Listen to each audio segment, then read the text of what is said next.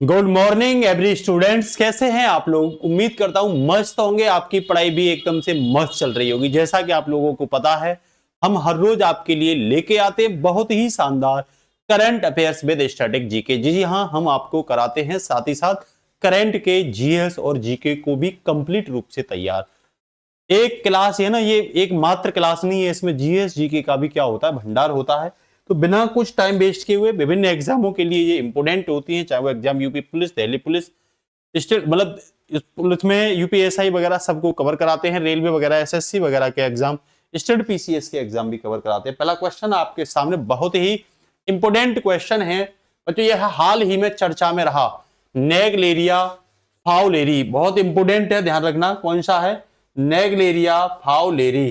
तो Naegleria fowleri के बारे में अगर आपसे पूछ रहा है, सीधा सीधा आपको जवाब देना है। कह रहा है समुद्री शैवाल है, या दिमाग खाने वाला अमीबा है, या मच्छर जनित वायरल बीमारी है, या फसलों को नुकसान पहुंचाने वाला एक कृमि है, या कवक है। तो इसका आंसर हो जाएगा दिमाग खाने वाला क्या है, ये अमीबा है। क्या है, दिमाग खाने वाला अमीबा है। इसके बारे में बेसिक सी अगर मैं बात करूं आपसे, तो सीधा सीधा कह देना ये दिमाग खाने वाला अमीबा है। इसकी स्ट्रक्चर कुछ इस तरीके से है। कह रहा है यह एक घातक एक कोष की यूनिसेल्युलर है, ठीक है ना, एक कोष की अमीबा है जो मुख्य रूप से गर्म मीठे पानी में पाया जाता है और इंसान के दिमाग में संक्रमण क्या कर देता है, फैला देता है, पेम संक्रमण फैला देता है ये, ठीक है ना। इसके बारे में अगर मैं स्टैटिक बातें करूं, आप देख रहे होंगे कहां से ये फैलता है, ठीक है ना, नाक के द्वारा, और ये विभिन्न जगहों से क्या हो जाता है, फैलता है, ठीक है ना। आ जाइए बिना कुछ टाइम वेस्ट किए, कह रहा है यह संक्रमण नाक के जरिए दिमाग तक पहुंचाता है और यह बीमारी संक्रामक नहीं है, यानी ये एक व्यक्ति से दूसरे व्यक्ति में इसके द्वारा फैलने वाली बीमारी संक्रामक नहीं है, ठीक है ना।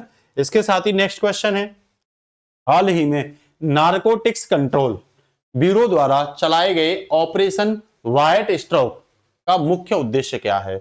सीमा पार आतंकवाद विरोधी हमले, डार्क वेब निगरानी, या सिंथेटिक ड्रग नेटवर्क के खिलाफ कार्रवाई, या मनी लॉन्ड्रिंग के खिलाफ ऑपरेशन। तो इसका आंसर सी हो जाएगा। कह रहा सिंथेटिक ड्रग नेटवर्क के खिलाफ क्या कार्रवाई इसका एकमात्र उद्देश्य है, ठीक है ना। कह रहा है एनसीबी ने इस ऑपरेशन के तहत एक बड़े अंतरराष्ट्रीय कोकीन तस्करी सिंडिकेट का भंडाफोड़ किया है। कोकीन किसका, कोकीन का, ये नाम आप याद रख लेना, भूलना नहीं चाहिए ये नाम आप पे, ठीक है ना। भंडाफोड़ किया और मुंबई से लगभग 1745 करोड़ रुपए की उच्च गुणवत्ता वाली कोकीन क्या की है, ये नशीले पदार्थ होते हैं। 1745 करोड़ रुपए का मतलब समझो ना कितना भारी अमाउंट में इसको जब्त किया गया है, ठीक है ना। इसके साथ ही अगर मैं इसके बारे में थोड़ी सी बातें करूं तो नारकोटिक्स कंट्रोल ब्यूरो की स्थापना 1986 में हुई थी और यह केंद्रीय गृह मंत्रालय के अधीन आती है। ध्यान रखना ये होम मिनिस्ट्री के अधीन आती है, ये बहुत इंपॉर्टेंट है। आपसे पूछे ना ये नारकोटिक्स जो ब्यूरो है ये किसके अधीन आती है, तो ये गृह मंत्रालय के अधीन आती है। नेक्स्ट है मानव हाथी संघर्ष को रोकने के लिए हाल ही में किस टाइगर रिजर्व में पहली बार एआई आधारित पूर्व चेतना प्रणाली लागू की गई है। Bandipur tiger reserve Karnataka, Palamu tiger reserve Jharkhand, Corbett tiger reserve Uttarakhand, Kaziranga tiger reserve Assam. तो इसका आंसर हो जाएगा पलामू, ठीक है ना। ये छोटा नागपुर का जो पठार है उधर पड़ता है, ये ध्यान रख लेना, ठीक है ना। तो सही उत्तर इसका पलामू हो जाएगा। कह रहा है एआई आधारित प्रणाली हाथियों की आवागमन को ट्रैक करके वन अधिकारी और स्थानीय ग्रामीणों को पहले से ही क्या कर देगी, अलर्ट भेज देगी, जिससे कि जान मान के नुकसान से क्या हो सकेगा, रोका जाएगा। अब इसमें स्टैटिक क्या है, पलामू टाइगर रिजर्व, ये प्रोजेक्ट टाइगर रिजर्व 1973 के तहत शामिल किया गया था। शुरुआत में 9 टाइगर रिजर्व में से ये एक था और बेतला नेशनल पार्क का हिस्सा भी। आपसे पूछ लेगा क्या ये बेतला नेशनल पार्क का हिस्सा है, सीधा जवाब दे देना बिल्कुल भाई, ये बेतला नेशनल पार्क का क्या है, हिस्सा है। नेक्स्ट क्वेश्चन कह रहा हाल ही में भारत ने किस देश के साथ अपने द्विपक्षीय संबंधों को रणनीतिक साझेदारी में बदलते हुए 5 वर्षीय रोड मैप पर हस्ताक्षर किए हैं। नीदरलैंड, फ्रांस, जापान या ऑस्ट्रेलिया। तो सीधा आंसर नीदरलैंड लिखना और इनकी सबकी क्या लिखना आप लोग, राजधानी लिखना। क्या लिखना, राजधानी आपको लिखनी है, ठीक है ना। आपको ये बताना है ऑस्ट्रेलिया की 2 इंपोर्टेंट नदियां हैं, ठीक है ना, 2 इंपोर्टेंट नदियां हैं। तो 2 तो नदियां बताओगे, मरे और डार्लिंग, और यहां आप क्या बताओगे, इनके 2 मरुस्थल और बताओगे, या मरुस्थल दो, ऑस्ट्रेलिया के कोई दो मरुस्थल बताइए आप लोग, ठीक है ना। और आप लोग ये बताओगे ऑस्ट्रेलिया के उत्तर पूर्व में भैया कौन सा प्रवाल भित्ति पड़ती है, उसका नाम क्या, उन प्रवाल भित्ति का नाम क्या है, ठीक है ना। जो नए बच्चे हैं वो कमेंट पढ़ लिया करें, पुराने बच्चे जिनको जानकारी है वो आंसर दिया करें, ठीक है ना। इसके साथ ही कह रहा है नीदरलैंड होगा, पीएम मोदी, डच पीएम, इनका नाम याद रखो, रॉब जेथ इनका, ठीक है ना, के बीच हेग में ये वार्ता हुई है। और हेग में किसका हेडक्वार्टर है, आप लोग बताओगे हेग में किसका हेडक्वार्टर है, ठीक है ना। बैठक में सेमीकंडक्टर, स्वच्छ ऊर्जा और जल प्रबंधन जैसे 17 अहम कितने फैसले किए, तो सीधा जवाब दोगे 17 फैसले किए हैं भैया, कितने किए हैं, सीधा जवाब दोगे 17 फैसले किए हैं, ठीक है ना। इसके साथ ही आगे अगर मैं बात करूं, केंद्रीय बजट 2026 में किसानों को उनकी स्थानीय भाषा में कृषि संबंधी सलाह देने के लिए कौन सा एआई आधारित प्लेटफॉर्म लॉन्च किया गया है, किसान मित्र, कृषि नेट, भारत विस्तार या एग्री ज्ञान। तो ध्यान रखना एआई बेस्ड होगा, और ये क्या है, भारत विस्तार है बच्चों, कौन सा है, भारत विस्तार है। ये एक बहुभाषीय होगा, ध्यान रखना, मल्टी लैंग्वेजिक है प्लेटफॉर्म में, जो किसानों को मौसम से संबंधित जानकारी देगा, जो किसानों को उनकी फसल से संबंधित और बाजारों से जुड़ी हुई, किसान के उत्पाद की बाजारों से जुड़ी हुई इंफॉर्मेशन भी यहां आपको मिल जाएगी, और ये स्थानीय भाषा में आपको इंफॉर्मेशन मिल जाएगी, ठीक है ना।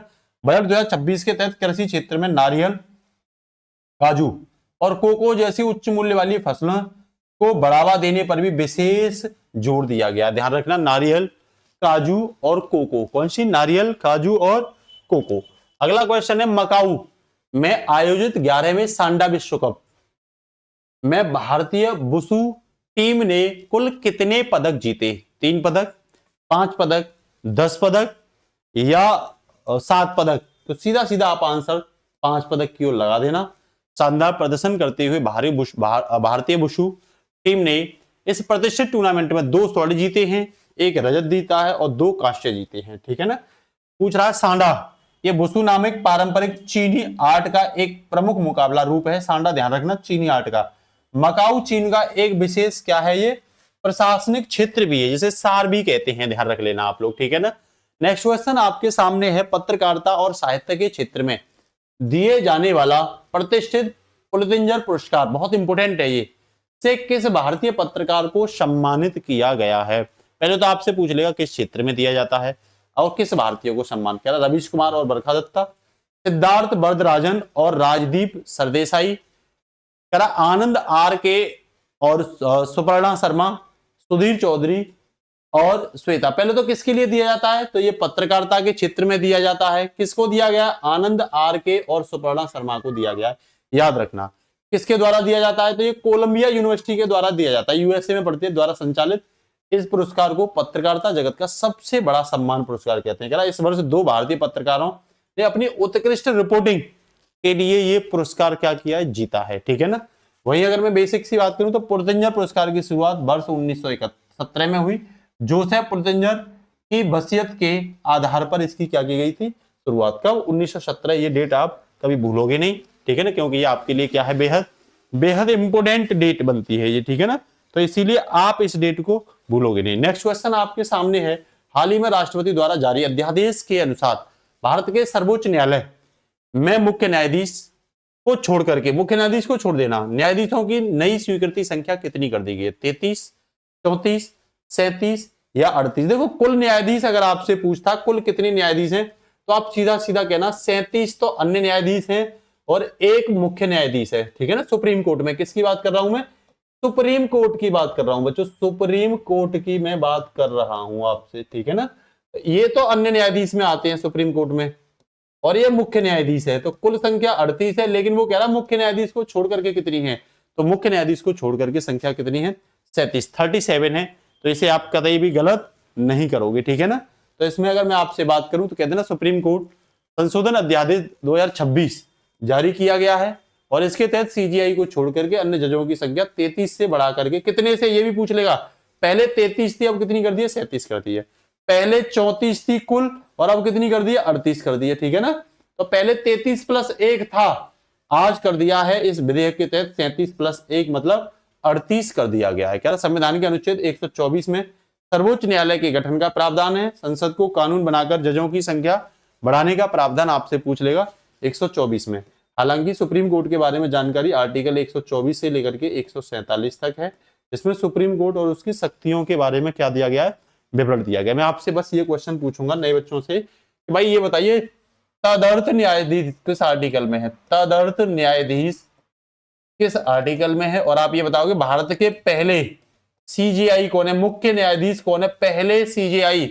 और आप लोग ये बताओगे भारत के पहले लोकसभा स्पीकर कौन है, लोकसभा स्पीकर, ठीक है ना। और आप लोग ये बताओगे भारत के पहले मुख्य चुनाव आयुक्त कौन है। ये तीनों ही क्वेश्चन वो हैं, चुनाव आयुक्त है ना, मुख्य चुनाव आयुक्त पहले पहले पूछ रहा हूं। ये वो हैं जो क्वेश्चन यहां से निकलते ही निकलते हैं, ये दिमाग में डाल लो अपनी में, ठीक है ना। इसके साथ ही आगे मैं अगर आपसे बात करूं, कह रहा भारत की ऊर्जा सुरक्षा को मजबूत करने के लिए स्ट्रेटेजिक पेट्रोलियम रिजर्व समझौते के तहत भारत और यूएई मिलकर कहां पे 30 मिलियन बैरल तेल का भंडारण करेंगे। विशाखापत्तनम में, बेंगलुरु में या चंदीखोल में या सभी में। तो ये आंसर कल भी मैंने पढ़ाया था, विशाखापत्तनम सॉरी सभी में इसका क्या हो जाएगा, आंसर हो जाएगा मंगलुरु में, चांदीखोल में, ये सब में। विशाखापत्तनम कहाँ है, आंध्र प्रदेश में है। बेंगलुरु कहाँ है, कर्नाटक में है। और चांदीखोल कहाँ है भाई, उड़ीसा में है। तो इसका आंसर क्या हो जाएगा, डी हो जाएगा। अभी यूएई और भारत में ये समझौता हुआ है, ठीक है ना। कह रहा भारत की भी यूएई यात्रा मई 2026 के दौरान भारत आईएसपीआरएल और यूएई की राष्ट्रीय तेल कंपनी एडीएनओसी के बीच अभी क्या किया गया, ऐतिहासिक समझौता हुआ है। इसमें का उद्देश्य है आपात स्थिति में भारत में कच्चे तेल की सुरक्षित रख रखाव, ठीक है ना, जब भारत यूज कर पाए। कह रहा भारत दुनिया का तीसरा सबसे बड़ा तेल आयातक देश है, ध्यान रख लेना, तीसरा सबसे बड़ा मंगाता है, ठीक है ना। कह रहा एसपीआर आपातकाल में देश को तेल संकट से क्या करेगा, बचाएगा, जो ये एग्रीमेंट हुआ गया है। तीनों जगह आप लोग देख लो, आपके सामने मैप बना हुआ है। और यहां पे देखो ये कर्नाटक में बेंगलुरु में है जो अभी एग्रीमेंट हुआ है, विशाखापत्तनम आंध्र प्रदेश और उड़ीसा चांदीखोल। ये याद रखना आप लोग, क्या रखना, ये याद रखना। आपके लिए क्वेश्चन ये कल की क्लास में मैंने कराया था, 3 जगह कौन सी हैं जहां हम 9 दिन का तेल रिजर्व किए हुए हैं, जहां हम 9 दिन का तेल रिजर्व, वो तीनों जगहों को आप क्या करोगे, लिखोगे यहां पे, ठीक है ना। आइए फटाफट से। कह रहा हाल ही में भारतीय नौसेना में शामिल किए जाने वाले प्रोजेक्ट 17A के तहत बने स्वदेशी स्टेल्थ फ्रिगेट युद्धपोत का नाम क्या है, किस युद्धपोत को शामिल किया गया है। आईएनएस मालवन को, आईएनएस अग्रसेय को, आईएनएस दूनागिरी को या आईएनएस संशोधक को। तो सीधा सीधा इसका आंसर आईएनएस दूनागिरी आप लोग कर दोगे इस तरह का, ये क्या है। और ध्यान रखना ये 75% स्वदेशी है, ये 75% क्या है, स्वदेशी है। इसमें स्टील रडार का यूज किया गया है। इसमें ध्यान रखना ब्रह्मोस मिसाइल का भी क्या किया गया है, यूज किया गया है। तो अपने आप में ये क्या है भाई, अपने आप में कह रहा आईएनएस दूनागिरी नीलागिरी क्लास की 5वीं स्टेल्थ फ्रिगेट है।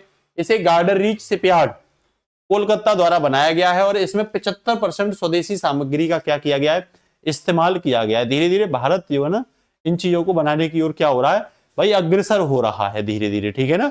अब आ जाइए, कह रहा है इस युद्धपोत का नाम उत्तराखंड में स्थित दूनागिरी पर्वत के नाम पर रखा गया है। और यह ब्रह्मोस मिसाइल और 80 सबमरीन हथियारों से क्या है, लैस है। इसमें सबमरीन भी है, ये ध्यान रख लेना।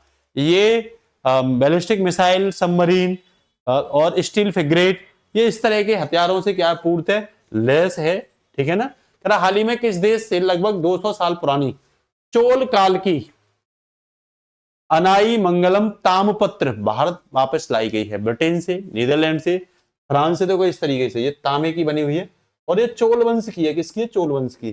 तो बाहरी शक्तियां होंगी जो भारत से ले गई होंगी, ब्रिटेन, नीदरलैंड, फ्रांस या पुर्तगाल। तो सीधा नीदरलैंड इसमें कर देना। अभी प्रधानमंत्री गए थे तो उसके तहत इनको वापस लाया गया। ये हमारे पुरातात्विक साक्ष्य हैं, ठीक है। मोदी की नीदरलैंड यात्रा के दौरान, डच भी तो भारत आए थे, के दौरान दोनों देशों के बीच समझौते के बाद ये ऐतिहासिक ताम्रपत्र, जिन्हें लीडेन प्लेट्स भी कहा गया है, भारत की सांस्कृतिक धरोहर के रूप में वापस लाए गए हैं। चोल वंश की अपनी मजबूत सेना और स्थानीय स्वशासन प्रणाली के लिए पूरे इतिहास में ये क्या है, प्रसिद्ध है, ठीक है ना। तो याद रखना इस चीज को, नीदरलैंड से भारत में प्रवेश कर दिए। 2 दशकों, कह रहा 2020 साल के बाद भारत के किस क्षेत्र में हाल ही में एक मुड़ ज्वालामुखी में विस्फोट हुआ है। तो देख रहे हैं, मड ज्वालामुखी, ये रहा लक्षद्वीप, अंडमान, कच्छकारण या सुंदरबन डेल्टा। तो भारत में अंडमान निकोबार में ही ज्वालामुखी है, ध्यान रखना, और कहीं है भी नहीं है, ठीक है ना। ये आप देख रहे हो मड वोल्केनो। वैसे तो भारत का यहाँ ज्वालामुखी उद्गार यहाँ भी है, भारत का एकमात्र, आप ध्यान रखना, बेरन आइसलैंड, यहाँ नारकोंडम है, ध्यान रखना कौन सा, नारकोंडम है। अभी जो है ना वो यहाँ फूटा है मड वोल्केनो, आपको दिखाई भी दे रहा होगा डायग्राम में, आपको सब दिख रहा होगा, ठीक है ना। ये आप देख पा रहे होंगे, ऊपर उत्तरी अंडमान है, ध्यान रखना, नीचे मध्य अंडमान है, फिर दक्षिण अंडमान है, फिर लिटिल अंडमान है, ऐसे 3 निकोबार है यहाँ पे, कार निकोबार है, मध्य निकोबार है और ग्रेट निकोबार है, ठीक है ना। तो ये मड ज्वालामुखी फूटा है, ठीक है ना। और बेरन आइसलैंड आपसे पूछे, ये तो ऊपर वाला है, ठीक है ना। बेरन आइसलैंड देखो यहाँ है, बेरन आइसलैंड अगर आपसे पूछता है तो ये बेरन आइसलैंड है, नारकोंडम थोड़ा ऊपर होगा, ठीक है ना। ये यहाँ है, उत्तरी में ही होगा जहां तक है, ठीक है ना ये, ठीक है। तो कह रहा है अंडमान द्वीप समूह में लगभग 2 दशकों की बाद मूड ज्वालामुखी में फिर विस्फोट हुआ है, भूवैज्ञानिकों ने हलचल एक महत्वपूर्ण संकेत दिया है। कह रहा है ये भारत का एकमात्र सक्रिय ज्वालामुखी भी अंडमान निकोबार में स्थित है, बेरन द्वीप पर, ठीक है ना। बेरन द्वीप जो है यहाँ पे सक्रिय ज्वालामुखी है, नारकोंडम जो है वो सुसुप्त ज्वालामुखी है, मतलब उसमें फटने के चांस अब नहीं है, ठीक है। लेकिन जो सक्रिय है बेरन आइसलैंड, इसमें तो भैया क्या है, सक्रियता मतलब लावा निकलता ही रहता है। कह रहा विश्व स्वास्थ्य संगठन ने हाल ही में किस अफ्रीकी देश में तेजी से फैल रहे इबोला वायरस को वैश्विक स्वास्थ्य आपातकाल घोषित किया है? दक्षिणी Africa, Nigeria, democratic Republic of Congo या केन्या? तो इसमें सबको पता है डेमोक्रेटिक रिपब्लिक ऑफ कांगो ही हो सकता है, डीआरसी। डब्ल्यूएचओ ने डीआरसी और युगांडा में इबोला वायरस के तेजी से फैलने के कारण इसे अंतरराष्ट्रीय चिंता का सार्वजनिक स्वास्थ्य आपातकाल घोषित किया है, ताकि इसे दुनिया में फैलने से क्या किया जाए, रोका जाए। कांगो गणराज्य आपको यहाँ पता ही है, ये अफ्रीका के मध्य में पड़ता है, ठीक है ना। कह रहा इबोला एक गंभीर वायरल रक्तस्रावी बुखार है। डब्ल्यूएचओ की स्थापना 1948 में हुई थी और इसका मुख्यालय कहाँ है, जिनेवा स्विट्जरलैंड में है। तो ये इबोला वायरस के भी याद रखना, यहाँ एक नदी है इबोला, उस नदी के नाम पर क्या किया गया था, इस वायरस का नाम रखा गया था, ठीक है। कह रहा डिजिटल करेंसी का उपयोग करके सब्सिडी देने के लिए भारत का पहला सेंट्रल सार्वजनिक वितरण प्रणाली किस राज्य में लॉन्च की गई है? उत्तर प्रदेश, गुजरात, महाराष्ट्र या मध्य प्रदेश में? तो ये कहां, गुजरात में की गई। फटाफट से गुजरात की राजधानी बताइए, ठीक है भाई, और 2 राष्ट्रीय उद्यान बताइए गुजरात के, ठीक है ना। और 2 राष्ट्रीय उद्यान भी आप गुजरात के बताओगे, ठीक है ना।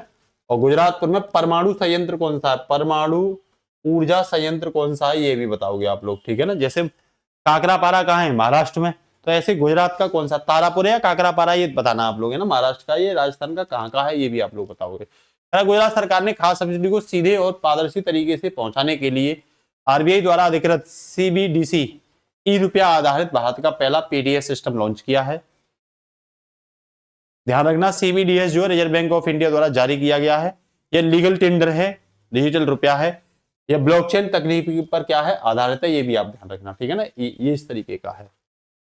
इसके साथ ही नेक्स्ट क्वेश्चन है 25 में शीतकालीन ओलंपिक खेलों का आयोजन पहली बार किन 2 शहरों द्वारा संयुक्त रूप से किया जाएगा? पेरिस और लॉन्स, टोक्यो और ओसाका, मिलान और कोर्टिना, बीजिंग और संघाई? तो ध्यान रखना इसका आंसर सीधा सीधा मिलान और कोर्टिना इटली में है, ये ध्यान रखना कहां है, तो इटली में। अब ये भी ध्यान रखना शीतकालीन ओलंपिक 2026 की मेजबानी कौन कर रहा है, तो इटली कर रहा है। तो इटली के मिलान, पूछ लेगा मिलान शहर कहां का, इटली का है, कोर्टिना शहर कहां का, इटली का है। इन 2 शहरों में आयोजित किया जा रहा है। कह रहा है पहली बार है जब 2 शहर मिलकर विंटर ओलंपिक की मेजबानी कर रहे हैं। कह रहा है इस आयोजन के मस्कट, शुभंकर क्या है, मस्कट, टीना और मिलो नाम है, ध्यान रखना। कह रहा भारत इस आयोजन में अपने खिलाड़ियों का क्या कर रहा है, दल भेज रहा है। ये टीना और मिलो को देख रहे होंगे, ये टीना है और ये मिलो है और ये क्या है, मस्कट है ना। ये भारत, ये क्या है, शुभंकर है यहाँ का, ये ध्यान रख लेना, ठीक है भाई। तो ध्यान रखना, कैसी लगी करंट अफेयर आप लोग जरूर बताया करिए, अच्छी लगा करिए तो अपने दोस्तों को शेयर किया करिए। ये पूरा भरोसा रखिए कि आपको करंट अफेयर और कहीं से तैयार करने की जरूरत नहीं है, जो पढ़ा रहा हूं केवल यहीं से आएगी, लेकिन इसको बार बार क्या कर लेना, तैयार कर लेना। नमस्कार, जय हिंद दोस्तों।